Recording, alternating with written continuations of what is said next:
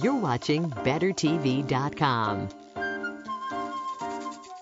So many businesses are suffering because of the recession, but one industry is seeing an increase across the country: romance novels. Explaining this phenomenon is Sarah Wendell. She's a romance blogger and author of Beyond Heaving Bosoms. Welcome to the show, Sarah. Thank you. Thank you for having me. Like the title to begin with, but the readers of my website picked it, so I'm a big fan of the title. They did. I didn't know 1 out of 5 people have read a romance novel, or continuously do it all the time. Who are these people that are reading the romance novels, if you could describe them for us? Well, the stereotypical romance reader is probably an older woman, rather unintelligent, understimulated, probably wears a fanny pack, maybe doesn't wear clothes with like a button, mostly elastic waist, may potentially spend her whole day in her slippers, and that's utterly That's false. Not true. Though, no. Right? I would love to spend my day in my bedroom slippers, but I don't. The truth is that smart women read romance. Much broader appeal than people think, right? And it's true that you could have 2 women who read romance novels, and the only thing they have in common are the books that they love. Right. An enormous audience of women read romance, and also men. There's a lot more men that are now appearing, especially on my website, saying, "Hi, I read romance." You're kidding. Oh, it's wonderful. So there's a lot of stereotypes out there about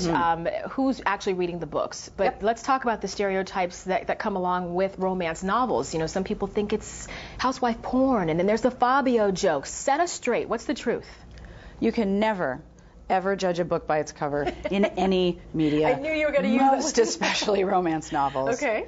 There are some incredibly powerful, and I mean powerful in sort of the muscular sense, images decorating the cover of a romance novel behind the man titty. So some quality storytelling. Why the sudden boom? I mean, I know you blog about romance novels all the time, and have you seen a huge increase in people that are interested in reading romance novels? Absolutely. Does the economy have anything to do with it? I think it's 2 things. It's definitely the economy, because when everything is gloom and doom and terror and scary, and you don't know how much money is left in your retirement fund, and you don't know how you're going to pay tuition, and you don't know how to figure out how to pay grocery bills, for the cost of a paperback, you're going to get a happy ending. But more importantly, everything that goes wrong in the course of the story, it's all going to turn out okay. And in literature particularly, happiness isn't sexy, happiness isn't savvy, happiness isn't even literary.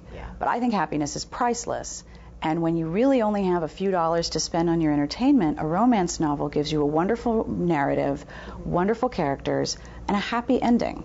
So that's a really good point. I didn't think that. It's, like you said, it's inexpensive to buy the books, but it's a $1.4 billion industry. Yes, so it is. A lot of people are picking up these books right now. Why do you think so many people are afraid to admit, though, that they read romance novels? Well, there's that stereotypical reader. And there's with the fanny pack. And I do own a fanny pack, but I don't actually wear it. Right. Part of the problem is that if you have a genre that is so looked down on like romance, it's very hard to say, yes, I like something that's generally considered bad entertainment. It's almost like asking somebody, so what sort of music do you listen to, or what movies do you like? And suddenly you're being asked a cultural barometer question like, oh gosh, I have to answer something cool.